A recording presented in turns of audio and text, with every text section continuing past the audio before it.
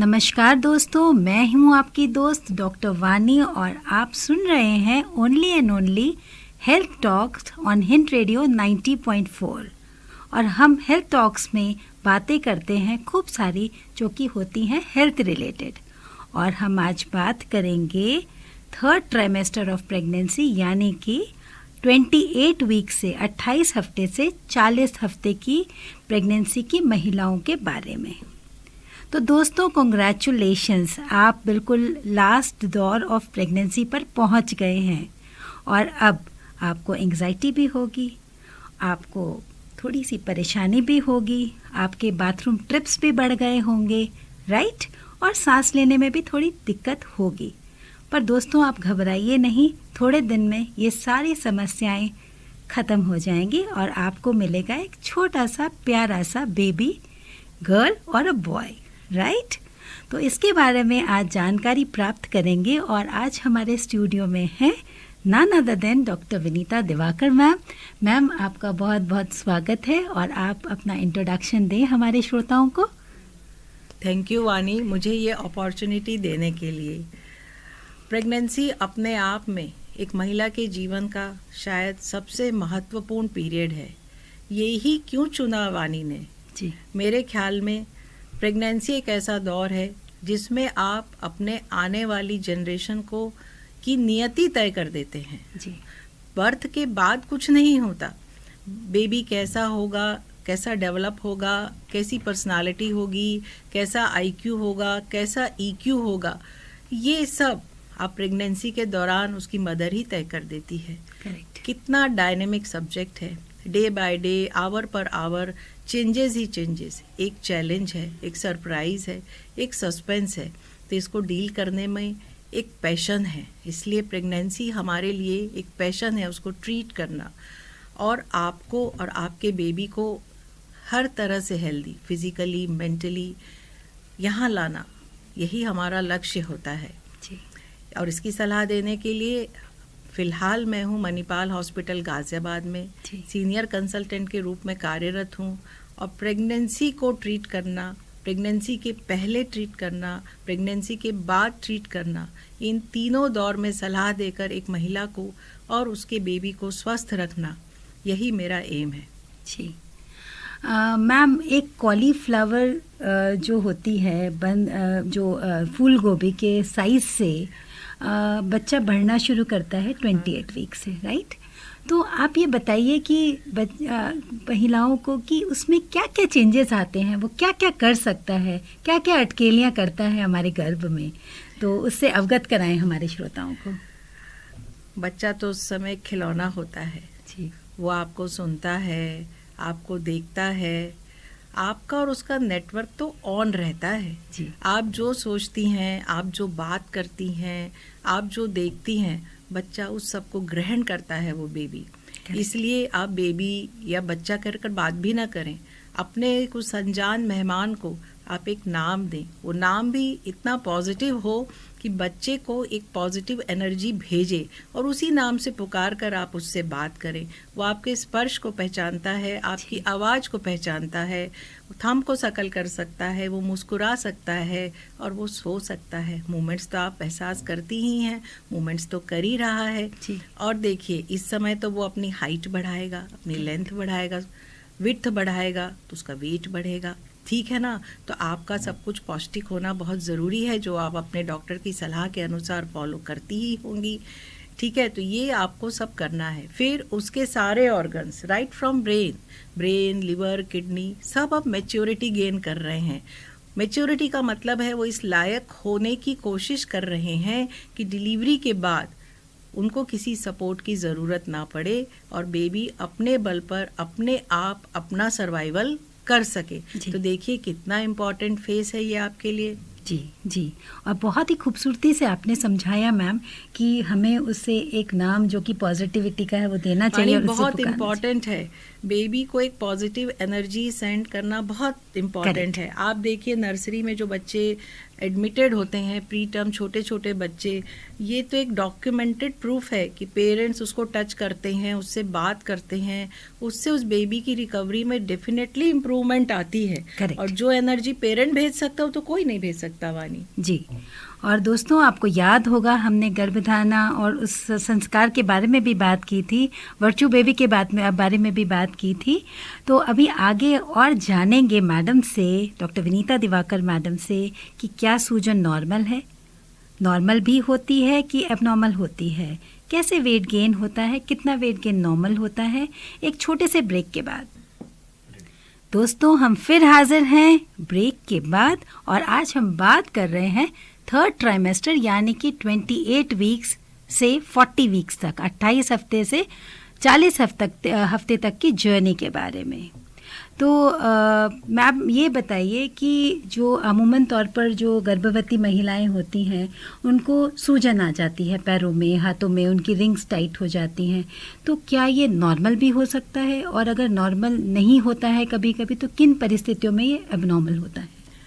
ऐसा है कि सूजन आना नॉर्मल भी हो सकता है और एबनॉर्मल भी हो सकता है जी। अब फॉर एग्जांपल देखिए, आप रेगुलर चेकअप्स करा रही हैं, कोई कोमॉर्बिडिटी है नहीं, सब कुछ बिल्कुल ठीक चल रहा है जी। और आखिरी 3 महीनों में आप नोटिस करती हैं कि शाम के समय आपके एंकल्स फूल जाते हैं, या आपके पैरों पर स्वेलिंग आ जाती है जी। या हाथों में स्वेलिंग आ जाती है, पर जब आप सो जाती हैं, सुबह उठती हैं तो बिल्कुल कुछ नहीं होता जी। तो ये आप इसको नॉर्मल मानकर चलिए, करेक्ट। कंसीडरिंग कि आपके सब ब्लड इवैल्यूएशन हो चुके हैं और आपके डॉक्टर के अनुसार आप एक नॉर्मल प्रेगनेंसी नॉर्मल बॉडी के साथ में कैरी कर रही हैं। अब हम दूसरा एग्जाम्पल लेते हैं कि सुबह आपको स्वेलिंग अपीयर होती है, पैरों की बात कर रही हूँ अभी मैं, और वो शाम तक बढ़ जाती है, आपको बहुत तकलीफ़ें होती हैं, चप्पल टाइट हो जाती है, चला नहीं जाता है, फिर आप सोते हैं, जब आप सुबह उठते हैं तो वो स्वेलिंग पार्शियली ही डिसअपियर होती है जी। लेकिन लेकिन फिर भी आपके ऊपर एग्जिस्ट कर रही है। यानी कि आप बोल रहे हैं कि वो कम हो जाती है पर जाती नहीं। 100% नहीं जा रही जी, है, जी। परसिस्ट कर रही है। जी। ऐसे में यदि आपकी सब चीज़ें पहले नॉर्मल बताई गई थी प्रीवियस चेकअप में और अब ऐसा हो रहा है, तो अपने डॉक्टर से आप तुरंत संपर्क करें। जी। और इसके बहुत ही स्पेसिफिक कॉजेज़ होती हैं जो कि आपका डॉक्टर देखेगा। मोस्ट इम्पॉर्टेंट, हम लोग ब्लड प्रेशर को लेकर चलते हैं, जी। एनीमिया भी होता है इसमें। जी। जी। जहाँ तक हाथों की बात है, रिंग्स टाइट हो जाना पहला इंडिकेशन होता है कि हाथ पर स्वेलिंग है, जो नॉर्मल प्रेगनेंसी के साथ बेड पोस्चर ऑफ हैंड से हो जाता है। उसका एक एग्जाम्पल है, सोते समय बहुत सी महिलाओं को आदत होती है कि वो हाथ सिर के ऊपर करके सोती हैं, जी। तो उससे स्वेलिंग आती है, ठीक है ना। अब यदि वो स्वेलिंग अपने आप चली जाती है तो हम फिर से मानेंगे कि ठीक है, ये आपकी रिंग टाइट थी, आपका बेड पोस्चर था, इसलिए आ गया। लेकिन यदि वो नहीं जाती है तो सबसे पहले तो अपनी रिंग्स उतार दीजिएगा प्लीज़, जी। फंस जाएगी तो कटती है उंगली, फिर मैं नहीं जवाबदार मानूंगी अपने आप को कि मैंने नहीं बताया। और फिर उसके बाद आप डॉक्टर के पास जाएंगी, वो आपका पूरा चेकअप करेंगे, जिसमें क्लिनिकल एग्जामिनेशन भी है, ब्लड टेस्ट भी है। ब्लड टेस्ट में बेसिकली हीमोग्लोबिन एंड पैरामीटर्स होगा, किडनी फंक्शन टेस्ट होगा और यूरिन रूटीन होगा। उनके बेसिस पर यदि डॉक्टर को कोई आगे सस्पिशन होता है, कोई शंका बनती है, तो उसके आगे टेस्ट होंगे। तो स्वेलिंग जो आती है उसको आप अपनी मर्जी से या गूगल ज्ञान से नॉर्मल या एबनॉर्मल कैटेगराइज ना करें, जी। अपने डॉक्टर को उससे ज़रूर अवगत कराएं। बिल्कुल सही मैम, कि हम जो है परेशान ना हो और हम हाँ। अपने डॉक्टर के पास जाएं। हाँ। मैम, थोड़ा सा वेट गेन के बारे में बताइए। हाँ, वेट गेन मेरा बड़ा इंटरेस्टिंग ऑब्जर्वेशन है वानी, मेरे एक्सपीरियंस में, मेरी लाइफ में, और मैंने उस पर बहुत मेहनत करी है। जी। और मैं यहाँ से बताना चाहूँगी कि जब आप प्रेगनेंसी लेती हैं, जब आप फर्स्ट विजिट करती हैं या प्रेगनेंसी से पहले आप डॉक्टर के पास जाते हो, जिसे प्री कॉन्सेप्शनल काउंसलिंग कहते हैं, और वानी ने बहुत ब्यूटीफुली उसको कवर किया हुआ है, वो आपका बेस वेट होता है। आपके वेट और हाइट से आपका बॉडी मास इंडेक्स कैलकुलेट होता है। और देखिए, बॉडी मास इंडेक्स के बेसिस पर आपको डॉक्टर कैटेगराइज करता है कि आप नॉर्मल वेट पर हैं या ओवरवेट पर हैं या ओबीज क्लास 1, 2, 3 पर हैं, मेरी नज़र में आप मोटी पतली का कोई मायने नहीं रखता है, ठीक है ना। फिर उस बॉडी मास इंडेक्स एक न्यूमेरिकल है, उसके बेसिस पर तय होता है कि आपको टोटल प्रेगनेंसी में कितना वेट गेन करना है। करेक्ट। और वही डॉक्टर का टारगेट होता है कि वो आपसे उतना वेट गेन कराए। जी, ठीक है ना। अब आप बोलेंगे इतनी मेहनत की क्या ज़रूरत है, आप लोगों के पास कोई काम नहीं होता जो आप इतनी मेहनत कर रहे हो। हमारे पास बहुत सारा काम होता है, लेकिन दिक्कत क्या है कि जितना ज़्यादा आपका वेट होगा ना, उतना वो प्रेगनेंसी आउटकम पर एडवर्स इम्पैक्ट डालेगा। करेक्ट। ठीक है। दूसरी बात, यदि आप एक्सेसिव वेट गेन करती हैं, जितना आपको करना चाहिए उससे ज़्यादा करती हैं, तो last 7th, 8th, 9th month में आपका बेबी वेट लेना बंद कर देगा। जी। फिर बहुत अच्छे से अल्ट्रासाउंड वाला रिपोर्ट देता है, ग्रोथ रिटार्डेड बेबी है, लाइकर कम है, प्लेजेंटा एजेड है, और फिर क्या करेंगे आप बताओ, चाकू तो उठ ही जाता है फिर। जी। तो क्या फ़ायदा। तो इसलिए वेट गेन एक बहुत अच्छा इंडिकेटर है जो एक अच्छे प्रेगनेंसी आउटकम के लिए ले जाता है। और देखिए, हम इतनी बारीकी कई बार वानी करते हैं जी। कि प्रेगनेंसी फर्स्ट ट्राइमेस्टर में पेशेंट का वेट गेन ठीक हो रहा है, सेकेंड में पीक आती है। जी। अब ये कैसे पता लगेगा कि आपका वीकली वेट गेन जब हम कैलकुलेशन करते हैं तो वो एक्सेसिव की ओर जाने लगता है। करेक्ट। ठीक है ना। जी। दूसरी जो एक भ्रांति है कि खूब खिलाओ पिलाओ और खूब वेट बढ़ाओ, तो वो 2 आजकल किले नहीं खाओ। चलता। हाँ, 2 किले घी खाओ, वेट बढ़ना चाहिए, माँ का वेट बढ़ता है, नहीं पहले देख तो लो माँ का वेट है कितना। जी। जी। ठीक है ना। तो ये चीज़ें आप ख्याल में रखें। यदि वेट गेन हमारा प्रॉपर है तो आपकी प्रेगनेंसी आउटकम का मतलब होता है कि डिलीवरी के बाद बेबी कैसा होता है, आप कैसी रहती हैं, ये सब उससे इंटरलिंक्ड है। तो इस पर मेहनत हमें भी करना है, आपको भी करना है। और कोई बहुत खास बात नहीं होती, थोड़ा डाइटरी मॉड्यूलेशन होता है, थोड़ा सा एक्सरसाइज कराई जाती हैं। बहुत सही और कुछ मैम, नहीं। बहुत सही बताया आपने मैम, और बहुत ही अच्छी तरीके से समझाया श्रोताओं को। तो आपने देखा कि वेट गेन कितना इम्पॉर्टेंट होता है।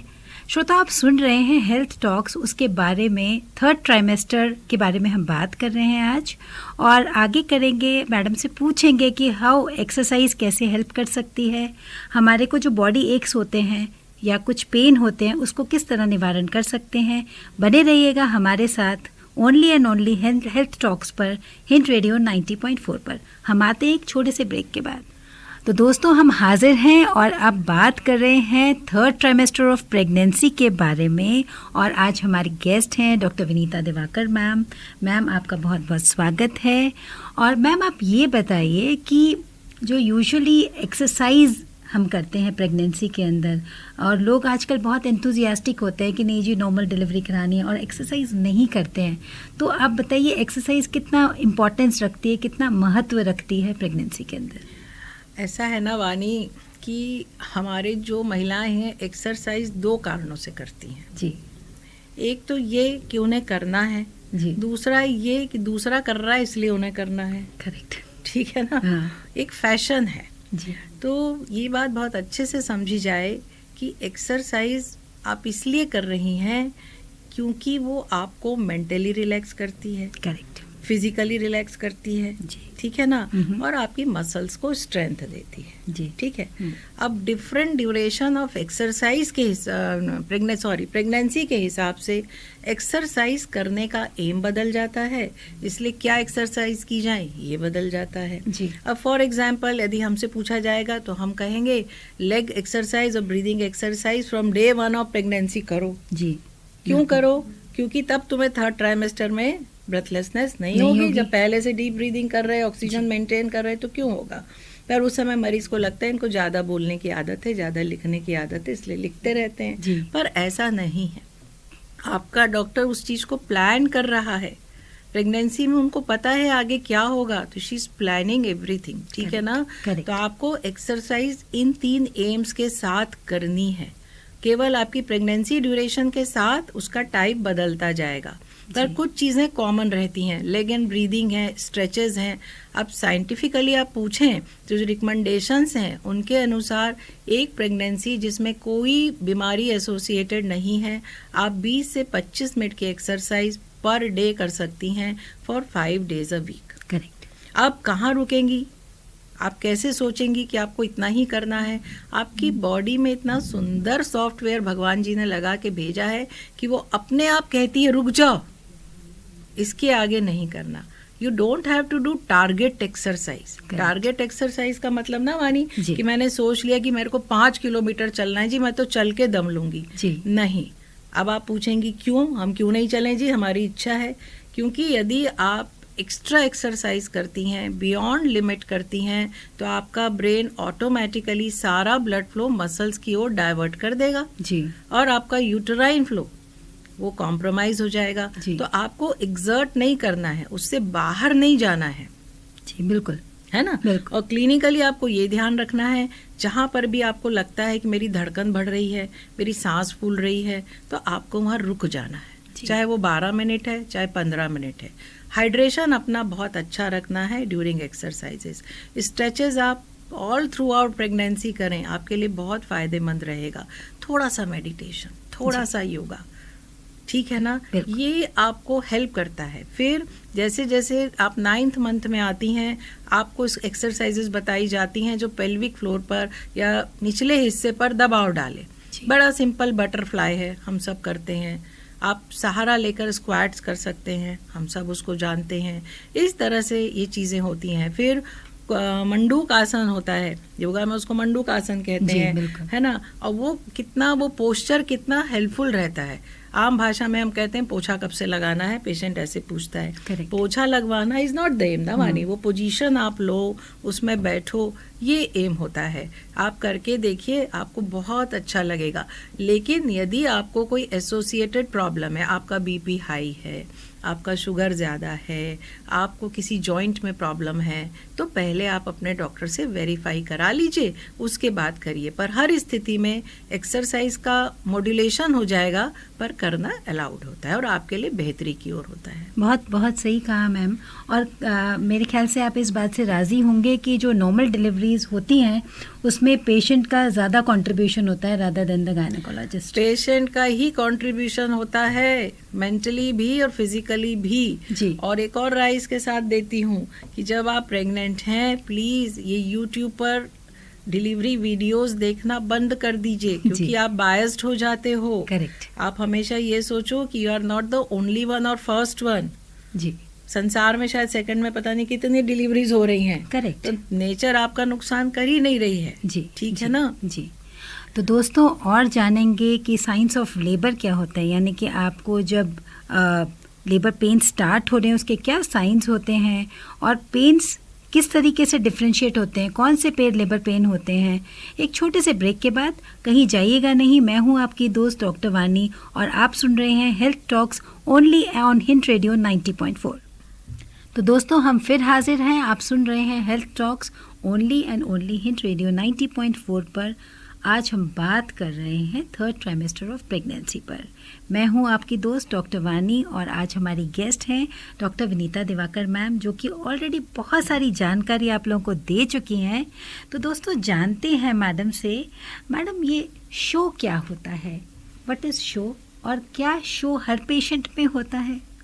देखो भाई, ऐसा है, एक सॉफ्टवेयर भगवान जी ने बताया जिसको कहते हैं प्रेगनेंसी, वो भी एक सीरियल है जी, है ना। 1st trimester, 2nd trimester, 3rd trimester, day by day एक सीरियल चल रहा है। तो सीरियल का शो तो होना ही चाहिए जी, ठीक है जी, ना जी। तो जो शो है एक तरह से आपकी बॉडी इंडिकेट कर रही है, हाँ जी अब हम रेडी हैं।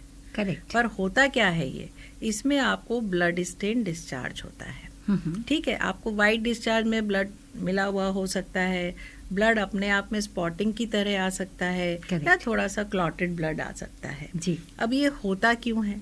ये होता इसलिए है कि सब चीजें रेडी हैं, एक पुश की जरूरत है। पुश मतलब पेन की जरूरत है। जैसे आपने बताया धीरे धीरे गाड़ी चल रही है। हाँ, पैसेज इज रेडी। अब भाई हम आगाह कर दें कि हम तो रेडी हैं, कभी भी हम घंटी बजाएंगे और आ जाएंगे। तो उसमें जो यूट्रस का माउथ है, जिसे आप लोग सर्विक्स के नाम से जानते हैं, उसकी भी सॉफ्टनिंग हो गई है, वो भी रेडी है कि कोई मुझे बोले तो मैं खुलना शुरू करूँ, डायलेट होना शुरू करूँ, थोड़ा थोड़ा चलो हो जाता हूँ। जब वो थोड़ा सा स्प्रेड होने की कोशिश करता है तो जो वाटर बैग उसके ऊपर सिट डाउन है वो उससे सेपरेट होगा। जब वो सेपरेट होगा तो छोटी छोटी कैपिलरीज ब्लड वेसल्स जो होती है नन्ही नन्ही बारीक बारीक उसमें से ब्लड निकल आता है और वो आपको बाहर दिखाई देता है। तो that is the external sign कि हमारा इंटरनल अरेंजमेंट कंप्लीट है, पूरा है जी, और वो सबको होता है, ठीक है, और उसमें कोई घबराने की भी बात नहीं है। बस इतना है, आपको बहुत परेशानी टेंशन हो रही है तो अपने ट्रीटिंग ऑब्स्टेट्रिशियन को बता दें कि आपको ऐसा डिस्चार्ज आ गया है, तो वो भी मेंटली प्रिपेयर्ड रहेगी और अपने अपॉइंटमेंट्स में केयरफुल रहेगी कि बाहर नहीं जाना, मेरे मरीज को शो शुरू हो गया है, ठीक है ना। Otherwise it is perfectly normal with all pregnancies. जी, तो दोस्तों कभी भी आपको थोड़ी स्पॉटिंग आए या ब्लीडिंग आए तो घबराइए नहीं, अपने हेल्थ केयर वर्कर अपने डॉक्टर से बात करें और हॉस्पिटल पहुंचें। मैम आप ये बताइए कि हॉस्पिटल अब कब जाना चाहिए, अब कौन सी घड़ी है जिसमें पेशेंट ये जान ले कि अब उसको ये क्लिक हो जाए कि now it's the time to go to the hospital? देखो भाई, ऐसा है, सबसे पहले तो ये क्लियर होना चाहिए कि डिलीवरी कोई ऐसी चीज़ नहीं है जैसा 3 इडियट्स में दिखाया था कि इधर से बटन दबाया और उधर से हो गई। You have enough of time, ठीक है। तो ये आप लोग मत परेशान हो कि मुझे जरा सा बैक एक हो गया, जरा सा लोअर एब्डोमेन प्रेशर हो गया और मुझे तो लेबर पेन आ गए, मुझे तो लेबर पेन आ गए। ऐसा होता तो कहना ही क्या था, ठीक है ना। आपको कब डॉक्टर को रिपोर्ट करना है फिजिकली, बेसिकली ये क्वेश्चन है वानी आपका। बिल्कुल। तो इसमें यदि आपको शो बढ़ता जा रहा है तो आप डॉक्टर को बताएं और वो कहे, क्योंकि उसको आपकी फिजिकल फाइंडिंग सारी पता है, तो वो अपने आप बोलेंगे हाँ आप इतने शो में आ जाइए, हम आपको देखना चाहते हैं, ठीक है। दूसरी बात, आपको पेन आ रहा है। अब पेन जो आ रहा है ना, उसको क्या होता है, जरा सा दुख गया नहीं, वो पेन आपको धीरे धीरे बढ़ेगा, अपनी स्ट्रेंथ में भी बढ़ेगा, ड्यूरेशन में भी बढ़ेगा, लेकिन वो खत्म होगा फिर शुरू होगा, खत्म होगा फिर शुरू होगा। कांस्टेंट पेन एक लाइन में नहीं होगा जी। यदि वो एक लाइन में होता है तो वो तो बहुत ही अलग चीज हो गई, जो आपने बताया था बॉडी हार्ट, तो इसलिए वो कम अधिक बंद होगा, ऐसे होगा। पर हर बार पीक बढ़ेगी, हर बार स्ट्रेंथ बढ़ेगी, तो इस कंडीशन में आपको डॉक्टर के पास जाना चाहिए जी। तीसरी बात, आपका वाटर बैग रप्चर होता है, उसको कैसे डिफ्रेंशिएट करना मैंने आपको बताया है जी। वो आपको जाना है, पैड लगाना है। आप खुद नोटिस करिए कि कलर ऑफ वाटर कैसा है। यदि वो ग्रीनिश टिंज के साथ है, इसलिए आप लाइट कलर के अंडरगारमेंट पहन के जाइए, वाइट कलर का पैड लगाइए, ताकि डॉक्टर भी कलर को नोटिस कर सके। यदि वो हल्का सा भी ग्रीनिश टिंज लेकर है तो that is an alarming sign कि शायद बेबी ने अंदर पॉटी कर दी है, और वो फीटल डिस्ट्रेस का एक साइन होता है, तो डॉक्टर को सहायता हो जाएगी इससे, ठीक है ना। इस तरह फिर फीटल मूवमेंट्स के बारे में हम लोगों ने स्पेसिफाई किया, यदि वो अधिक हो रही हैं, कम हो रही हैं या नहीं हो रही हैं, बिल्कुल सही, तीनों कंडीशंस में आपको डॉक्टर के पास जाना है। एक और इंटरेस्टिंग चीज है वानी, जो मैं पेशेंट्स को हमेशा सिखाती हूँ जब वो फुल टर्म प्रेगनेंसी कैरी करते हैं जी, कि तुम्हें कभी भी कोई चीज ऐसी लगे जिसको तुम एक्सप्लेन नहीं कर पा रही हो, और अभी तुम्हें है नहीं, जब हम आज देख रहे हैं, तो भी तुम डॉक्टर के पास जाओ। यदि तुम्हारे मन में कोई बेचैनी है, so many times it happens कि वो आती है तो पता चलता है कि अरे बच्ची की धड़कन तो बहुत ऊपर है, या कोई डिस्ट्रेस का साइन है, जैसे बेबी ने अपने मदर को बताया हो, अलार्म किया हो कि भाई मुझे दिक्कत हो रही है, तो है ना, तो क्या होगा, हम देखेंगे तो वापस भेज देंगे, सब ठीक रहेगा। तो ये एक चीज मैं उनको और ये आपका जो एक्सपीरियंस है, आई थिंक इट्स 110% राइट, कि अगर मदर बेचैन है और उसको समझ नहीं आ रहा कुछ गड़बड़ है, तो she should report to the doctor, right ma'am. Ma'am ये बताइए कि कुछ लोगों की ऐसी भ्रांति है कि जब लीकिंग हो तभी जाना है, चाहे पेन आता रहे, तो क्या ये सही है? नहीं, ये बात बिल्कुल ठीक नहीं है। आपको जब भी लीकिंग एक्टिव है और कंफर्म हो गया है, आपको डॉक्टर को बताना चाहिए। देखिए, वाटर बैग समझ लीजिए वही है जैसे आप ऑक्सीजन में, मैं आपके रूम की हवा निकाल दूं तो आप रह पाएंगी, उसमें नहीं रह पाएंगी। तो ऐसे ही कितना लीक हो गया, कितना है, क्या नहीं, वो असेसमेंट तो डॉक्टर को करना चाहिए। Always to be informed, always you have to go to hospital. और अगर लीकिंग नहीं भी हो रही है और पेन्स आ रहे हैं तो भी वी हैव टू रिपोर्ट। देखिए, हम लोग जो बात कर रहे हैं, हम आपको एक जनरलाइज्ड स्टेटमेंट्स दे रहे हैं जी। पर आपकी, अब समझिए एक पेशेंट का लॉन्ग एंड फर्म सर्विक्स है लास्ट एग्जामिनेशन पर, तो वो पेन के साथ घर में वेट भी करती है तो कोई प्रॉब्लम नहीं है। अब किसी का बिल्कुल सॉफ्ट है, थर्ड डिलीवरी है, ऑलरेडी ओपन सर्विक्स है, तो उसको तो माइल्ड पेन में ही चले जाना चाहिए। बिल्कुल सही। तो वो तो डॉक्टर ही उसको बता के रखते हैं and you have to report. ठीक रहता है तो डॉक्टर खुद ही घर भेज देते हैं कि आप थोड़ी देर बाद आना, कुछ घंटों बाद आना, इस तरह हो जाता है वो काम। जी जी।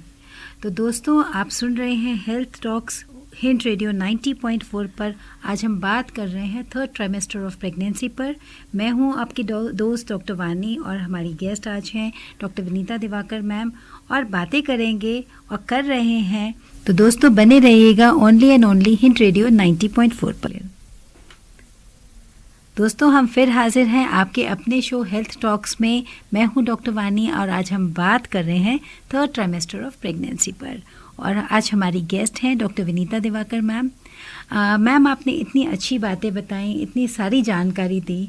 आप हमारे श्रोताओं को एक क्रिस्प और कंसंट्रेटेड मैसेज दीजिए जो कि थर्ड ट्राइमेस्टर ऑफ प्रेगनेंसी में है। देखिए, अब तो आप आगे बढ़ रही हैं, डिलीवरी पास में आ रही है।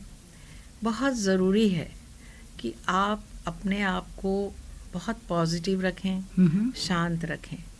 कहा जाए, आँख से अच्छा देखिए, कान से अच्छा सुनिए और मुंह से अच्छा बोलिए। इस बात का पूरा 100% कम्युनिकेशन आप अपने बेबी से कर रही हैं, और हर मदर यही चाहती है कि मेरा बेबी परफेक्ट हो। परफेक्ट तो आप ही ने बनाना है जी, ठीक है ना। तो दुनिया में क्या हो रहा है, परिवार में क्या हो रहा है, सब भूल जाइए, केवल अपनी चिंता करिए। थोड़ा सा योगा, फिर रिपीट कर रही हूँ मैं ये बात, थोड़ा सा योगा, थोड़ा सा मेडिटेशन और एक्सरसाइजेज जो आपको बताई गई हैं वो आप करें।